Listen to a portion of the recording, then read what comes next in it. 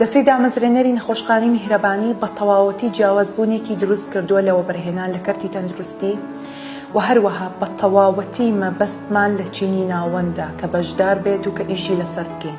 لەبەر ئەوە 4 فاکتەری گەورەمان خسۆتە ڕوو. یەکەم کە ئەکات کەوای کردووە جیاوازیەکی زۆر لە پرۆژەکەی ئێمە هەبێ بە بەراوردکردنە پرۆژەکانی تر. یەکەم شت ئێمە investment diversification کە پێ وترێ هەمە چەشنی لە وەبەرهێنان دوو جۆر پشکمان پێشکەشی خاوەن پشکان کردووە.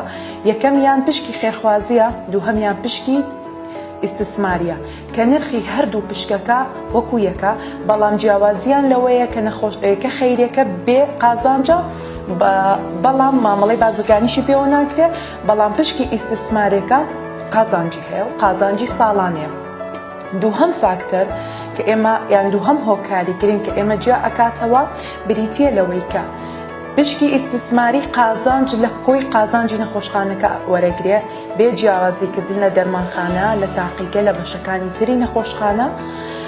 سێهەم فاکتەر ئەوەیە ئێمە پلانی گەشەسەندنی 5 ساڵ بۆ نەخۆشخانەی میهرەبانی دانراوە بە تەواو جیاوازیکردن و هەروەها پلانی خزمەتگوزاری جیاواز و بیمەی تەندروستی کەوا ئەکات ئێمە دائیمەن ئاگاداری ئەو گەشەسەندنە بین لە ساڵی یەکەمی خستنەکاری نەخۆشخانەکە هەتا 5 ساڵ دوای ئەوە، کەوا ئەکات بە تەواوەتی نرخی پشکەکانی نەخۆشخانەکە لە گەشەسەندندا بێت و مزداقیەتی نەخۆشخانەکەش لە ناو خەڵکە بەرەو باشتر و باشترین بڕوا. بەڕێزان، خاڵێک کە زۆر گرنگە ئاماژەی پێ بکەم وەکو کەسێک لە بواری ئابووری، زۆر گرنگە بزانی کە چی وەبەرهێنان لە چی بوارێکە ئەکەی.